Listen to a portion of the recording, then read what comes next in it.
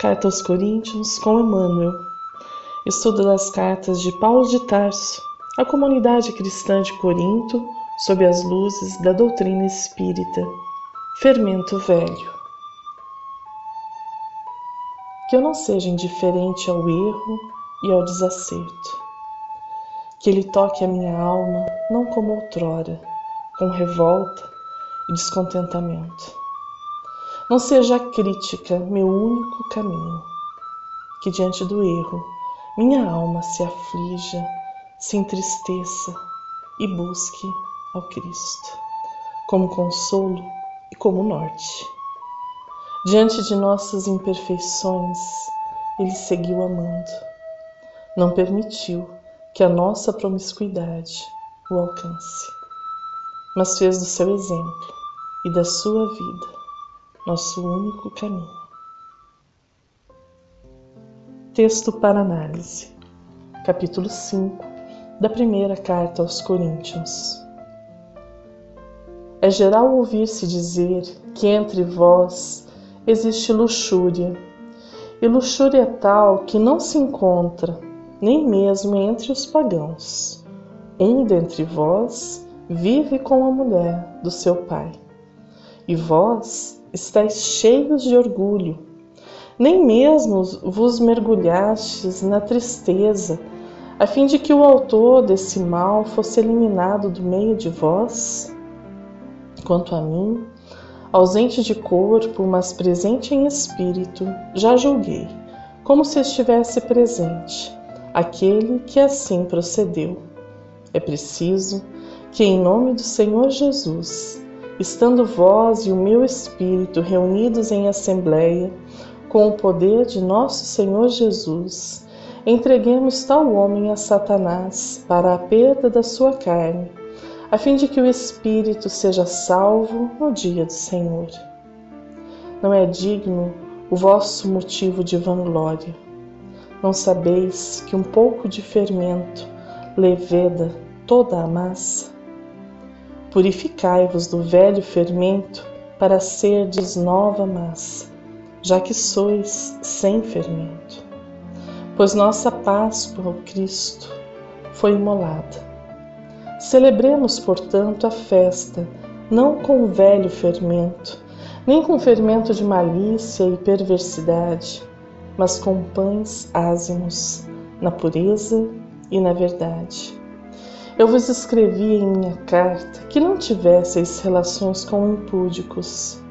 Não me referia, de modo geral, aos impúdicos deste mundo, ou aos avarentos, ou aos ladrões, ou aos idólatras, pois então teríeis que sair deste mundo.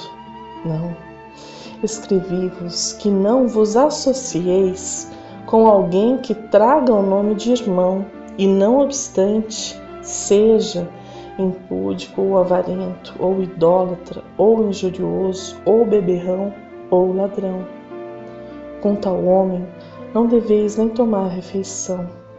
Acaso compete a mim julgar os que estão fora? Não são os de dentro que vós tendes de julgar? Os de fora, Deus julgá-los-á. Afastai o mal do meio de vós. Para melhor compreendermos o pensamento de Paulo, analisaremos o capítulo 5 inteiramente, a fim de que busquemos o espírito da letra, não incorrendo em erros de leitura literal que decorrem muitas vezes de extrair o sentido de pequenos trechos sem observar o contexto. Certamente será um grande desafio para nós outros adentrar neste texto em que Paulo, novamente, é direto e objetivo, tecendo uma dura crítica à comunidade cristã de Corinto. Podemos, assim, dividir este capítulo em algumas partes. A identificação do erro, a luxúria, nos versículos 1 e 2. Paulo diz como se sente e como reagiria. Novamente, usa a si mesmo como exemplo, como referência. Versículos 3 a 5. Explica os problemas de conviver passivamente com o erro e usa Jesus como exemplo de pureza e modelo para todos. Versículos 6 a 8. Explica sobre a diferença entre identificar um erro e julgar. Versículos 9 a 13. Vejamos assim o primeiro trecho. É geral ouvir-se dizer que entre vós existe luxúria, e luxúria tal que não se encontra nem mesmo entre os pagãos. Um dentre vós vive com a mulher do seu pai, e vós estáis cheios de orgulho, nem mesmo vos mergulhastes na tristeza, a fim de que o autor desse mal fosse eliminado do meio de vós? Paulo não apenas identifica que dentre os cristãos da comunidade de Corinto há uma pessoa que praticou um ato que considera errado, diante das leis e costumes de sua época, como também afirma que eles se orgulham desta pessoa e do seu agir, sem mergulhar em tristeza pelo que está acontecendo. Primeiramente, como compreenderíamos a questão de um filho viver com sua madrasta nos tempos atuais? Não mais numa relação paternal ou maternal, mas matrimonial, como homem e mulher. Nossa sociedade não tem leis contra tal prática, mas nos tempos de Paulo, não apenas os judeus a condenavam, como vemos no livro Levítico 18:8, como também os gentios. Assim, diante da lei do seu tempo, tal prática estava em equívoco.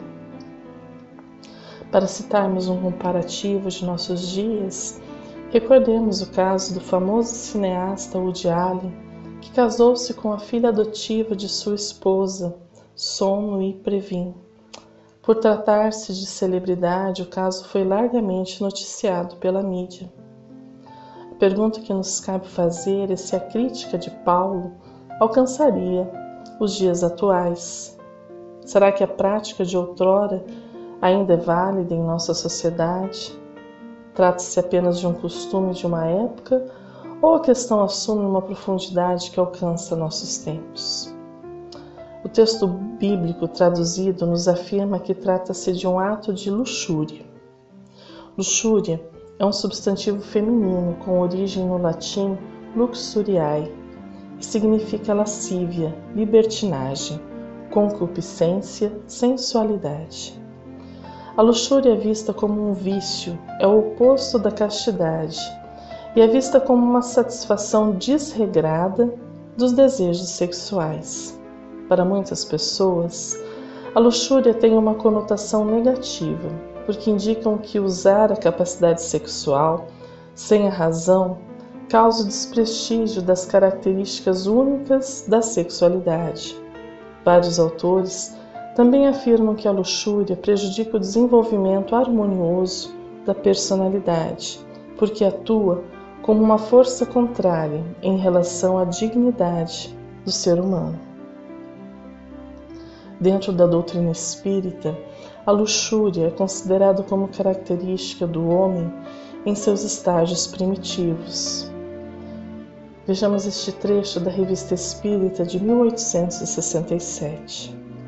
O amor triunfará, e virão com ele a sabedoria, a caridade, a prudência, a força, o conhecimento, a humildade, a calma, a justiça, o gênio, a tolerância, o entusiasmo e a glória majestosa e divina esmagará, por seu esplendor, o orgulho, a inveja, a hipocrisia, a maldade e o ciúme, que arrastam no seu séquito a preguiça, a gula e a luxúria. A questão que se nos apresenta é profunda e deve ser analisada com cuidado. Existem pessoas, sentimentos e relacionamentos que transcendem a apenas uma vida. Não nos cabe, assim, criar uma regra única que a todos alcance. Eis que apenas Deus conhece o que se passa no coração de cada um de nós. A luxúria que Paulo condena trata da satisfação desregrada da carne. É a vida que busca apenas a satisfação dos instintos, dos prazeres que o mundo material oferece, e isto está em desalinho com o que o cristianismo nos ensina e nos quer despertar. Se um relacionamento iniciou-se como se fosse de mãe, madrasta e filho, e converteu-se em homem e mulher, há uma mudança drástica no relacionamento. Não se trata apenas de amor, de convivência, de estar junto, mas de assumir uma ligação que envolve também os prazeres e os sentidos através do sexo. Não quero, com isso, condenar o sexo, muito pelo contrário, pois, a meu ver, trata-se de uma bênção de Deus em nossas vidas quando realizado de forma sadia e equilibrada. A questão é que certos atos transcendem as pessoas envolvidas. No caso de Corinto, como ficaria o resto da família, os outros filhos e parentes? O que motivou o casal a mudar a situação, mesmo sendo considerado um equívoco pela sociedade de sua época? William Barclay comenta o texto e tenta demonstrar o pensamento de Paulo em questão. Fala sobre os fornicários, aqueles que eram culpados de degradação moral. Só o cristianismo pode garantir a pureza. A raiz da imoralidade sexual é um conceito equivocado dos homens, que no final os considera como bestas. Declara que as paixões e os instintos que compartilham com os animais devem ser gratificados sem vergonha.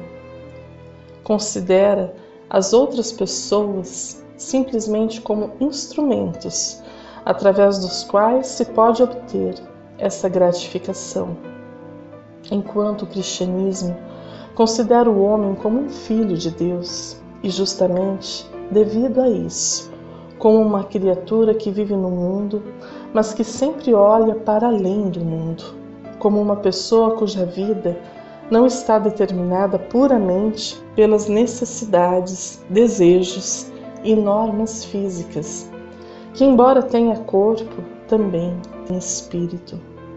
Se os homens se considerassem a si mesmos e a outros como filhos e filhas de Deus, desapareceria automaticamente da vida a lassidão moral. Compreendemos assim que Paulo está alertando a comunidade para uma prática que está em desalinho com o que o cristianismo nos ensina e nos convida a vivenciar. Muitas vezes sentiremos atração sexual por pessoas, mas nem por isso deveremos atender a este impulso, observando sempre a quem estamos atingindo emocionalmente com nossas ações. Tudo isto assume uma clareza maior à luz da reencarnação. Eis que enfrentaremos situações em que nos sentiremos atraídos por pessoas que outrora tiveram conosco algum laço sentimental, mas que hoje assumem outros laços afetivos e fraternos. Nem sempre precisamos retornar ao mesmo tipo de relacionamento que existia antes, em outra vida. Sigamos em frente com o texto da Carta aos Coríntios, no trecho em que Paulo fala como ele enfrentaria tal situação. Quanto a mim, ausente de corpo, mas presente em espírito, já julguei, como se estivesse presente, aquele que assim procedeu. É preciso que em nome do nosso Senhor Jesus Cristo, que em nome do Senhor Jesus, estando vós e o meu espírito reunidos em assembleia com o poder de nosso Senhor Jesus, entreguemos tal homem a Satanás para a perda da sua carne, a fim de que o espírito seja salvo no dia do Senhor. Não é à toa que Paulo foi perseguido, que tentaram matá-lo várias vezes. Ele jamais compactuou com um erro. Se algo estava errado, ele o dizia claramente e arcava com as consequências. No Evangelho de Mateus, logo após o belíssimo texto das bem-aventuranças, nos oferece diversas recomendações que Jesus faz aos seus discípulos. Dentre elas, temos a do versículo 37. Seja, porém, o vosso falar, sim, sim, não, não, porque o que passa disto é de procedência maligna. No livro Pão Nosso, a lição O Não e a Luta, Emmanuel comenta o versículo e nos auxilia a compreender os dizeres de Paulo aos Coríntios e a nós outros. Mas seja o vosso falar sim, sim, não, não. Jesus, Evangelho de Mateus, capítulo 5, versículo 37. Ama, de acordo com as lições do Evangelho, mas não permitas que o teu amor se converta em grilhão, impedindo-te a marcha para a vida superior. Ajuda a quantos necessitam de tua cooperação. Entretanto, não deixes que o teu amparo possa criar perturbações e vícios para o caminho alheio. Atende com alegria ao que te pede um favor. Contudo, não cedas à leviandade e à insensatez. Abre portas de acesso ao bem-estar aos que te cercam, mas não ouvides a educação dos companheiros para a felicidade real. Cultiva a delicadeza e a cordialidade, no entanto, sê leal e sincero em tuas atitudes. O sim pode ser muito agradável em todas as situações, todavia o não, em determinados setores da luta humana, é mais construtivo.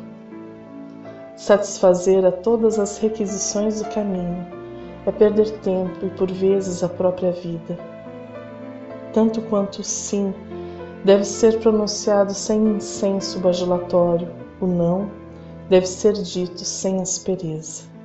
Muitas vezes é preciso contrariar para que o auxílio legítimo se não perca. Urge reconhecer, porém, que a negativa salutar jamais perturba. O que dilacera é o tom contundente no qual é vazada. As maneiras, na maior parte das ocasiões, dizem mais que as palavras. Seja o vosso falar sim, sim, não, não, recomenda o Evangelho. Para concordar ou recusar, todavia, ninguém precisa ser de mel ou de fel. Bastará lembrarmos que Jesus é o Mestre e o Senhor não só pelo que faz, mas também pelo que deixa de fazer. Dias atrás, vi uma senhora de uns 70 anos sendo entrevistada sobre as razões de estar em um protesto contra a matança de animais marinhos em sua cidade. Sua resposta ao repórter foi simples e direta. Se nós não nos posicionarmos contrariamente ao que está acontecendo, todos acharão que está tudo bem, tudo correto, e isso que estão fazendo é errado.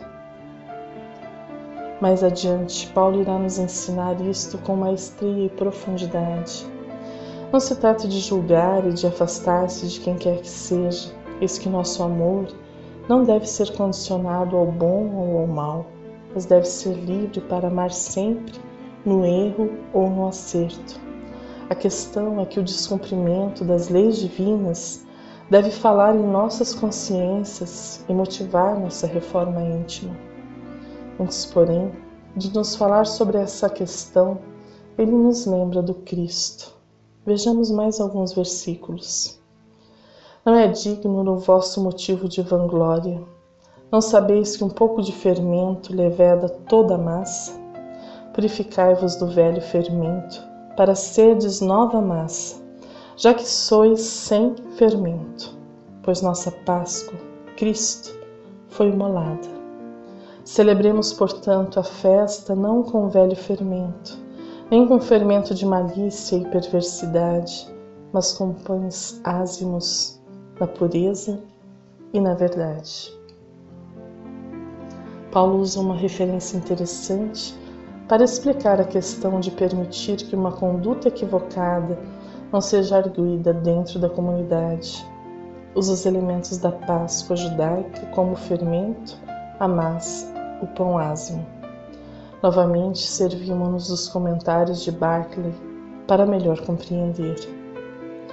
Nos versículos 6 a 8, a Nova Versão Internacional, diferente de algumas outras, dá a tradução literal do original. Aqui nos encontramos com uma imagem expressa em termos de Deus. Na literatura judia, salvo poucas exceções, o fermento representa más influências. A levedura é massa fermentada que se guarda de uma fornada anterior. Os judeus identificavam a fermentação com a putrefação, apodrecimento, de modo que o fermento significava uma influência putrefaciente e corruptora. O pão da Páscoa era sem fermento. Porém, mais que isso, a lei estabelecia que no dia anterior ao da festa da Páscoa, os judeus deviam acender uma vela e buscar cerimonialmente a levedura pela casa e atirar até o último pedaço dela. Antes da Páscoa se devia eliminar os últimos restos de levedura. Assim, pois, Paulo toma esta imagem, diz que nosso sacrifício, Cristo, foi realizado. Foi o seu sacrifício que nos libertou do pecado, assim como Deus libertou os israelitas do Egito. Portanto, continua, devemos tirar de nossas vidas os últimos rastros de maldade. Se deixarmos que uma má influência penetre na igreja, pode corromper toda a sociedade, assim como o fermento penetra em toda a massa. Aqui, mais uma vez, nos encontramos com uma grande verdade prática. Às vezes, é preciso exercer a disciplina pelo bem da igreja. Nem sempre é bom fechar nossos olhos perante as ofensas. Elas podem nos prejudicar. O veneno deve ser eliminado antes de que se expanda. A erva daninha deve ser arrancada antes de poluir toda a terra. Aqui nos encontramos com um grande princípio de disciplina. A disciplina não deve ser exercida para a satisfação da pessoa que a aplica, mas sempre deve ser usada para corrigir a pessoa que pecou e sempre pelo bem da igreja. Nunca deve ser vingativa, deve ser sempre preventiva e curativa. Comentário ao Novo Testamento de Barclay. Não obstante o comentário ser de autor evangélico, vemos que a questão sob as luzes da doutrina espírita não se distancia do que ele nos oferece. Permanecermos inertes ao erro praticado, permitindo que ele influencie aos integrantes da comunidade, é como colocar o fermento na massa, permitindo que ele cresça e influencie aos que o cercam. A figura usada é clara e oportuna. No Evangelho segundo o Espiritismo, encontramos um valioso texto de São Luís sobre a questão. Ninguém sendo perfeito, seguir-se-á que ninguém tem o direito de repreender o próximo? Certamente que não é essa a conclusão a tirar-se, porquanto cada um de vós deve trabalhar pelo progresso de todos e, sobretudo, daqueles cuja tutela vos foi confiada. Mas por isso mesmo, deveis fazê-lo com moderação, para um fim útil, e não, como as mais das vezes, pelo prazer de denegrir. Neste último caso, a repreensão é uma maldade. No primeiro, é um dever que a caridade manda seja cumprido com todo o cuidado possível. Ao demais, a censura que alguém faça a outrem deve ao mesmo tempo dirigi-la a si próprio, procurando saber se não a terá merecido.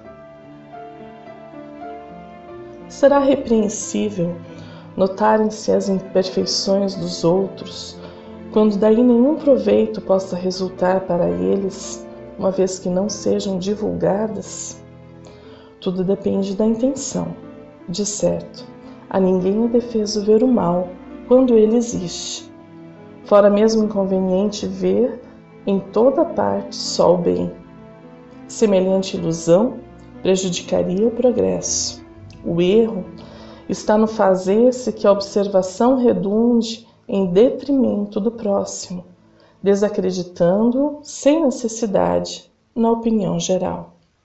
Igualmente repreensível seria fazê-lo alguém apenas para dar expansão ao sentimento de malevolência e a satisfação de apanhar os outros em falta.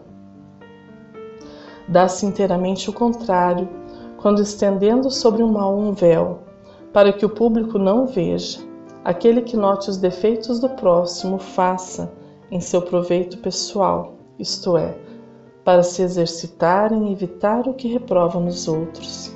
Essa observação, em suma, não é proveitosa ao moralista? Como pintaria ele os defeitos humanos, se não estudasse os modelos?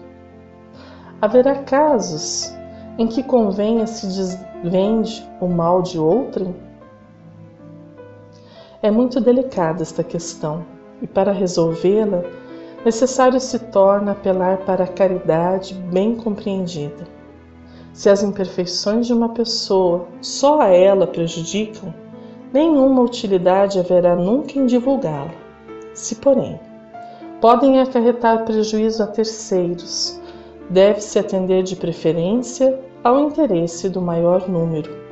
Segundo as circunstâncias, desmascarar a hipocrisia e a mentira pode constituir um dever, pois mais vale caia um homem do que virem muitos a ser suas vítimas. Em tal caso, deve-se pesar a soma das vantagens e dos inconvenientes. Percebemos assim como o pensamento de Paulo, dirigido à comunidade cristã de Corinto, se coaduna com os ensinamentos da doutrina espírita. Extraindo o espírito da letra, verificamos que Paulo preocupava-se com a influência que uma pessoa de conduta equivocada estava causando em seus pares e de nossa responsabilidade, enquanto comunidade, em não permitir que tal fato se perpetue.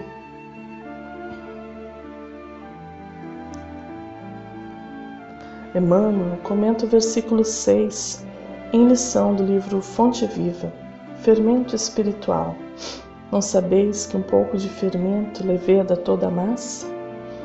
Paulo, 1 Coríntios, capítulo 5, versículo 6. O fermento é uma substância que excita outras substâncias. Em nossa vida, é sempre um fermento espiritual com que influenciamos as existências alheias. Ninguém vive só. Temos conosco milhares de expressões do pensamento dos outros e milhares de outras pessoas nos guardam a atuação mental inevitavelmente. Os raios de nossa influência entrosam-se com as emissões de quantos nos conhecem direta ou indiretamente e pesam na balança do mundo para o bem ou para o mal. Nossas palavras determinam palavras em quem nos ouve, e toda vez que não formos sinceros, é provável que o interlocutor seja igualmente desleal. Nossos modos e costumes geram modos e costumes da mesma natureza, em torno de nossos passos, mormente naqueles que se situam em posição inferior à nossa, nos círculos da experiência e de conhecimento. Nossas atitudes e atos criam atitudes e atos do mesmo teor enquanto os nos rodeiam, porquanto aquilo que fazemos atinge o domínio da observação alheia, interferindo no centro de elaboração das forças mentais de nossos semelhantes. O único processo, portanto, de reformar edificando é aceitar as sugestões do bem e praticá-las intensivamente por intermédio de nossas ações. Nas origens de nossas determinações, porém, reside a ideia, A mente, em razão disso, é a sede de nossa atuação pessoal onde estivermos. Pensamento é fermentação espiritual. Em primeiro lugar, estabelece atitudes. Em segundo, gera hábitos. E depois, governa expressões e palavras, através das quais a individualidade influencia na vida e no mundo. Regenerado, pois, o pensamento de um homem, o caminho que o conduz ao Senhor se lhe revela reto e limpo. Sigamos então para o trecho final deste capítulo. Eu vos escrevi em minha carta que não tivesseis relações com os impúdicos. Não me referia de modo geral aos impúdicos deste mundo, ou aos avarentos, ou aos ladrões, ou aos idólatras, pois então teríeis que sair deste mundo. Não. Escrevi-vos que não vos associeis com alguém que traga o nome de irmão, e não obstante, seja impúdico ou avarento, ou idólatra, ou injurioso, ou beberrão, ou ladrão. Com tal homem, não deveis nem tomar refeição. Acaso, compete a mim julgar os que estão de fora?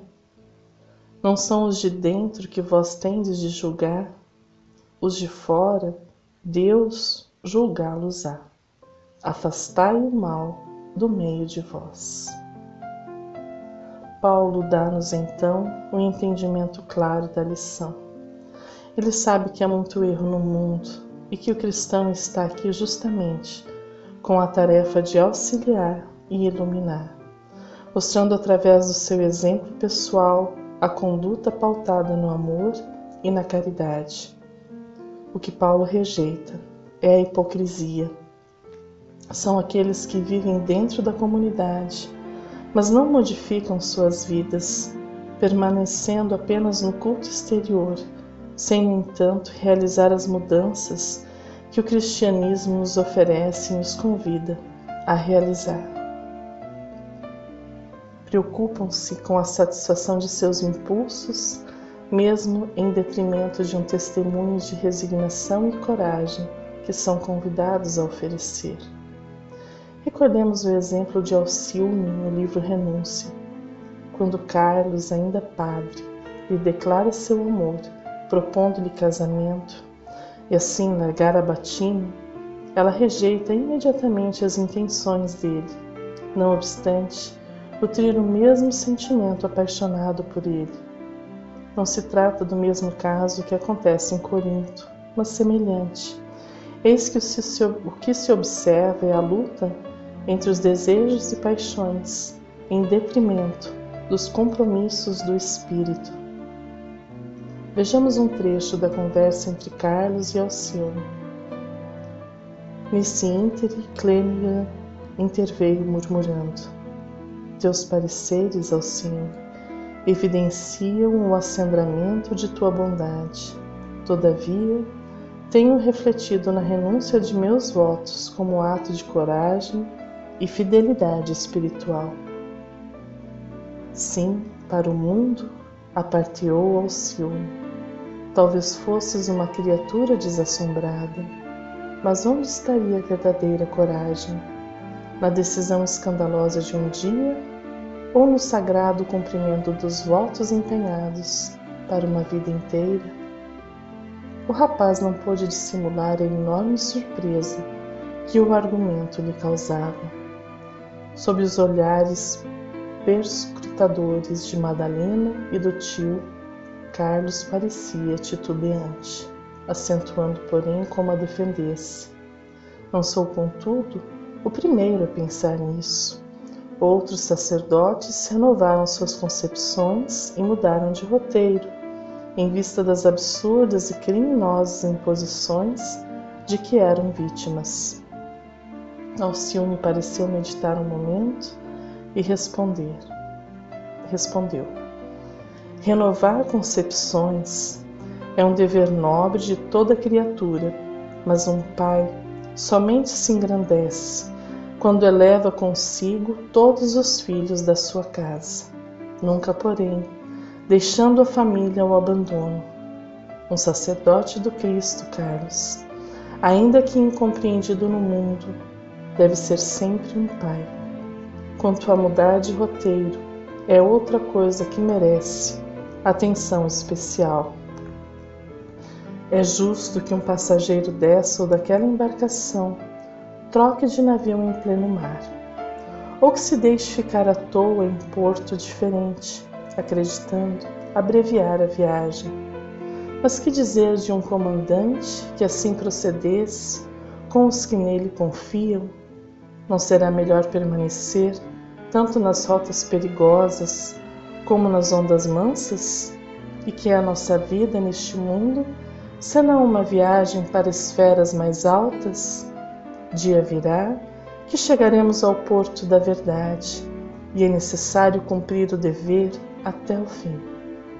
Para as almas vulgares, a existência pode representar um conjunto de possibilidades, de levianas experiências, mas nós, que já recebemos algum conhecimento das coisas divinas, não podemos interpretar a passagem pela terra, senão como santa oportunidade de trabalho e purificação. Referimos-nos à organização tirânica na Igreja, mas seria injusto esquecer que o instituto defeituoso apenas se regenerará quando prevaleça a atuação de seus elementos mais dignos. Os maus padres hão de desaparecer quando os sacerdotes inteligentes e devotados tiverem a coragem da renúncia a benefício da Igreja, permanecendo na tarefa por amor aos necessitados e ignorantes que Jesus lhes confiou. Aos olhos do mundo, as intenções de Carlos seriam facilmente perdoáveis, compreensíveis, mas como vemos no início do livro, deixar-se levar pelas paixões seria abandonar todo o planejamento reencarnatório que havia feito a fim de expiar suas faltas de outrora. Humberto de Campos tem interessante lição sobre os desenganos que as paixões do mundo nos apresentam, e é com ela que encerramos este estudo. Em meio de nossas conversações referente às grandes personalidades do mundo, o ancião generoso tomou a palavra e contou pausadamente.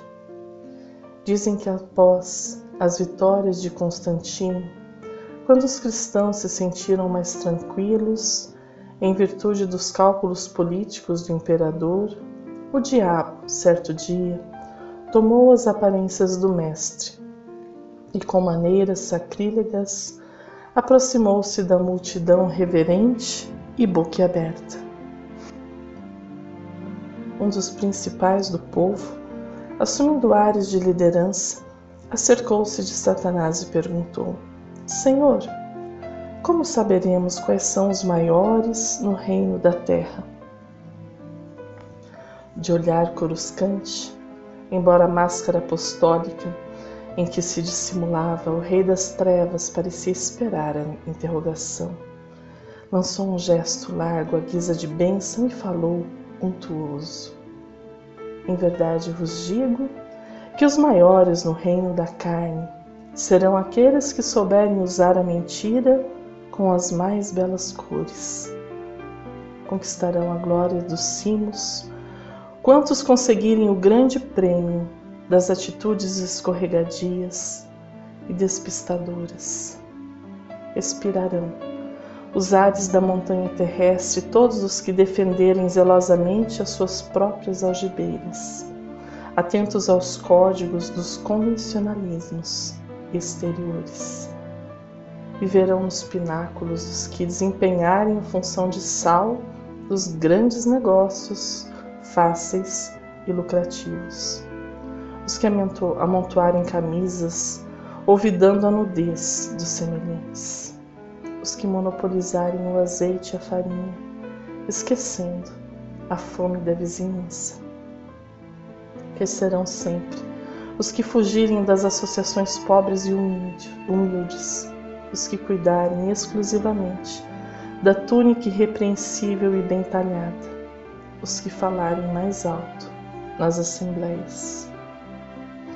Subirão em destaque os que exercerem a tirania, fazendo valer caprichos pessoais acima do direito dos outros, os que nunca passarem pela dependência e se apegam à liberdade de tudo fazerem sem consultar a ninguém, os maus e os perversos, que apresentarem suas obras com a decência do mundo. Escalarão eminências prodigiosas quantos avançarem sem escrúpulos de qualquer natureza, de modo a se mostrarem no topo da escada dos interesses imediatos. Os que, despreocupados da reconciliação sincera com os adversários, tornam ao convívio deles em nova fantasia para vinganças oportunas. Os que, em absoluta compostura humana, atenderem à prática do mal, ostentando o título de benfeitores. Ganharão alturas inexprimíveis na terra os que melhor anularem os seus irmãos. Os que, em lugar do amai-vos uns aos outros, exercitarem o devorai-vos como puderdes. Os que, ao invés de orai e vigiai, aceitarem como lema defendei-vos de qualquer modo, sem reparar os meios. Revelar-se-ão nas galerias da evidência aqueles que caluniarem como quem elogia, que perseguirem como quem ajuda, que destruírem o bem como quem combate o mal. Valorizar-se-ão incessantemente nos mercados da apreciação comum os que assassinarem o tempo, menosprezarem o trabalho digno e ridicularizarem o estudo sério e edificante. Levantar-se-ão como gigantes os cultivadores do sarcasmo, os expoentes da ironia e os representantes mais finos da crítica. Viverão asilanados em relevo os clientes da extravagância, os fregueses dos direitos sem obrigações e os promotores das longas e venenosas palestras que compliquem a vida alheia. Atingirão invejáveis cumes os que melhor confundirem a quem os ouça, os afoitos em possuir e os inteligentes na preservação das vantagens transitórias que lhes são próprias. Em verdade, vos foi dito que enquanto não vos fizerdes simples como as crianças, não estareis aptos à maioridade no reino dos céus. Agora, porém, vos digo que enquanto não vos fizerdes maduros na habilidade humana, de modo algum possuireis o reino da terra. Do livro Luz Acima, no Reino da Terra, Irmã X. Humberto de Campos. Que possamos refletir sobre a nossa conduta, sabendo que a todo momento estamos influenciando encarnados e desencarnados. Que não sejamos pessoas falsas ou que pareçam portadoras de virtudes que não possuímos. Que tenhamos responsabilidade diante da tarefa cristã, buscando pautar nossas vidas de acordo com os ensinos do Cristo, e assim, que a cada dia nossas palavras estejam mais próximas de nossas vidas e que nosso falar espelhe um bom viver. Um fraterno abraço e até o próximo estudo.